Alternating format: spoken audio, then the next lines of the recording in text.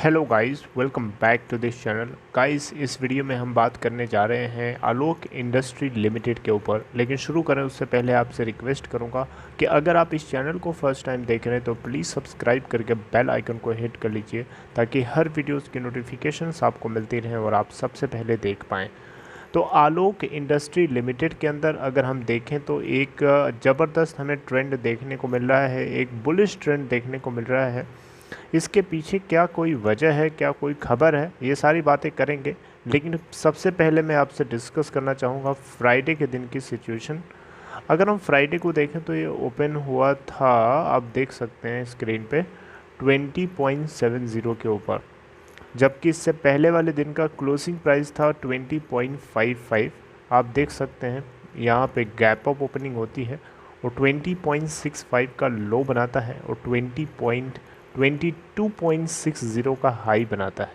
अपर price band लगा था 24.65 का और लोअर प्राइस बैंड लगा था 16.45 का। मार्केट कैप है आज की डेट में 11,047.66 करोड़ रुपए। अगर हम टोटल ट्रेडेड वॉल्यूम की बात करें तो 34.6 मिलियन और 3,46,42,454, जिसमें से 34.18% की डिलीवरी आपको उठाई हुई दिखाई दे रही है। बीएससी के ऊपर देखें तो 64,07,18 टोटल वॉल्यूम ट्रेड हुआ, जिसमें से 56.88% है डिलीवरी क्वांटिटीज़। आप देख सकते हैं ह्यूज डिलीवरी है, मोर देन 50%। वहीं हम बात करें इसके 52 वीक लो 6.35 का है और 52 वीक हाई है 58.50 का। अब गाइस थोड़े से इसके ग्राफ को हम देखने की कोशिश करते हैं कि लास्ट के कुछ दिनों से क्या परफॉर्मेंस दे रहा है। ये आप देख सकते हैं, आपके सामने जो स्क्रीन पे ग्राफ है लास्ट डे का ग्राफ है, फ्राइडे का। लास्ट के 5 दिनों का ग्राफ मैं आपसे अगर दिखाना चाहूँ तो आप ये देख सकते हैं अपने लेवल को मेंटेन करके रखने की कोशिश कर रहा है। गिरावट भी नहीं हमें देखने को मिली, ना ही कोई ज़्यादा तेज़ी देखने को मिली। लेवल को मेंटेन करके रखे हुआ था और हमें लास्ट के 1-2 दिन से इसके अंदर एक बुलिश ट्रेंड देखने को मिल रहा है। लास्ट के 1 महीने की ये सिचुएशन है, आप देख सकते हैं। लास्ट के 1 महीने का छोड़िए, मैं आपको लास्ट के 6 मंथ्स का दिखाता हूँ। आप 6 मंथ में देख सकते हैं इसका अपर बाउंड है इसका 26 के आसपास का, जो कि एक बार बस हिट किया है। और लोअर साइड पर अगर आप देखें तो 20 को बार बार हिट करने की इसने कोशिश करी है। 20 के नीचे भी इवन आया है 18 के लेवल के आसपास, आप यहाँ देख सकते हैं 19.25 का लो बनाया है। और हालांकि अगर आप 52 वीक लो में देखें, सॉरी 1 महीने 6 मंथ का अगर आप लो देखेंगे तो 19.25 का ही है, जो कि 19 मार्च 2021 को बनाया था। जबकि हाई है इसका, आप यहाँ देख सकते हैं 26.45 का 14 नवंबर 2020 को बनाया था। तो गाइज़ लास्ट के 1 साल का अगर आप पैटर्न चेक करेंगे तो वहाँ पे भी आप देखें तो ये जो पीक बना है इसके बाद से ये अपने आप को करेक्ट करते करते करते करते करते करते 20 के लेवल के आसपास मेंटेन करने की कोशिश कर रहा था। और यहाँ से लेके यहाँ तक के टाइम पीरियड में बहुत लोग जो है फ्रस्ट्रेटेड हो चुके हैं, एकदम मतलब बोर हो चुके हैं, पूरी तरीके से फ्रस्ट्रेटेड हो चुके हैं, क्योंकि इसके अंदर हमें ना तो गिरावट देखने को मिली, ना तेज़ी देखने को मिली। और ये अभी जो तेज़ी आई है, इस बात की लोगों को उम्मीद लगी हुई है कि ये 35 से 40 का फिर से एक हमें पीक बनाता हुआ दिखाई देगा। लास्ट के 1 साल में अगर आप देखें तो इसका पीक जो बना था 58.5 का बना था, जो कि 3 जुलाई 2020 को बना था, राइट। तो यहाँ पे इस बार लोगों को उम्मीद है कि क्या 35 से 40 का पीक बना सकता है। आइए इसके ऊपर बात करते हैं। तो गाइज़ अगर हम बात करें आलोक इंडस्ट्री के पीक लेवल के बनाने की या हाई बनाने की, तो देखिए यहाँ पे क्या है कि किसी भी कंपनी के स्टॉक प्राइस में जो ग्रोथ होती है उसकी असली नब्ज कहाँ होती है, उसको पकड़ने की कोशिश करिए। किसी भी कंपनी के लिए उसका स्टॉक प्राइस जो होता है वो उसकी रेवेन्यू नहीं, बेसिकली उसके नेट प्रॉफिट का फंक्शन होता है। अगर किसी कंपनी का रेवेन्यू अच्छा आ रहा है रेवेन्यू का मतलब कि कंपनी की अच्छी ग्रोथ हो रही है तभी रेवेन्यू अच्छा आएगा, और उसके अलावा अच्छा प्रॉफिट भी आ रहा है, नेट प्रॉफिट जिसको हम बॉटम लाइन भी बोलते हैं।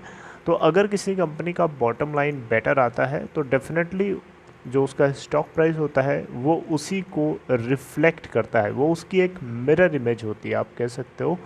तो यहाँ पे अगर आलोक इंडस्ट्री लिमिटेड के अंदर क्वार्टर दर क्वार्टर की परफॉर्मेंस बेटर हो जाती है तो हम बोल सकते हैं कि इसके अंदर आपको 35 से 40 का या 45 तक का जो है पीक लेवल बनता हुआ दिखाई दे सकता है।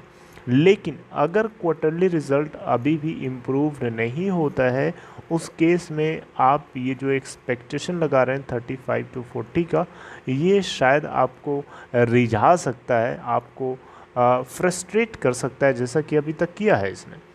और अभी इस समय जो हमें एक मोमेंटम दिखाई दे रहा है, इस मोमेंटम को देख करके दिमाग में सीधा सीधा क्वेश्चन आता है कि क्या ये वाकई में 35 से 40 के लेवल को टच करके आ जाएगा क्या।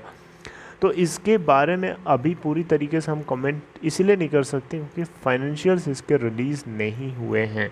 अगर क्वार्टर 4 के रिज़ल्ट रिलीज़ कर दिया जाता है उस केस में आप बोल सकते हैं कि हाँ, इस कंपनी के अंदर इम्प्रूवमेंट होता हुआ दिख रहा है और डेफिनेटली इसकी स्टॉक प्राइस में हमें तेज़ी देखने को मिल सकती है।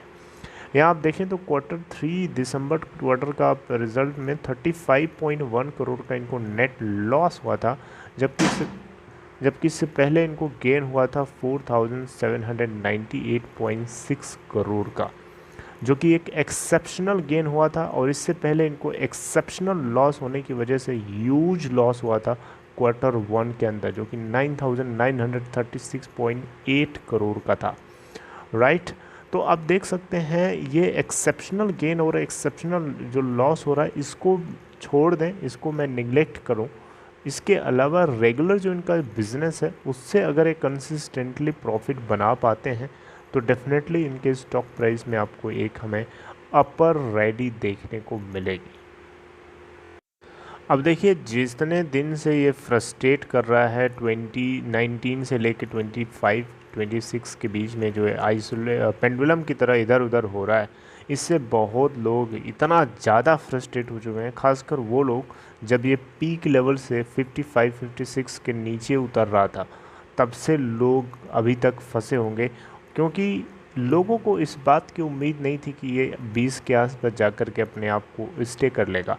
लोगों को उम्मीद थी कि इसके अंदर क्वार्टर वाइज क्वार्टर रिज़ल्ट अच्छे आएंगे तो डेफिनेटली इसके अंदर हमें एक तेज़ी देखने, रिज़ल्ट में अच्छा रिज़ल्ट तो नहीं आया बल्कि हमें यहाँ पे एक्सेप्शनल गेन भी देखने को मिला।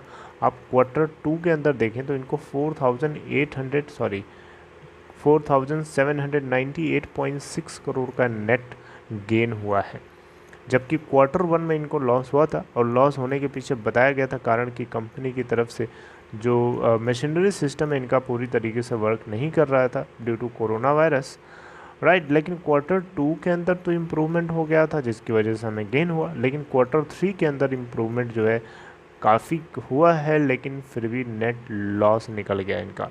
अब क्वार्टर 4 देखते हैं कि किस तरीके का परफॉर्मेंस है। वैसे आपको बताना चाहूँगा आजकल देश के अंदर कोरोना वायरस की सिचुएशन बढ़ रही है, तो इनके द्वारा जो मैन्युफैक्चरिंग प्रोडक्ट्स हैं उनकी डिमांड भी बढ़ रही है। पीपी किट्स हो गए, हैंड ग्लव्स हो गए हैं, या जितने भी इस तरीके के प्रोडक्ट्स होते हैं जो आलोक इंडस्ट्री डिज़ाइन करता है, तो डेफिनेटली इसकी डिमांड बढ़ेगी, तो डेफिनेटली इसकी डिमांड बढ़ेगी तो इसका प्रॉफिट भी बढ़ेगा क्योंकि सेल ज़्यादा होगी।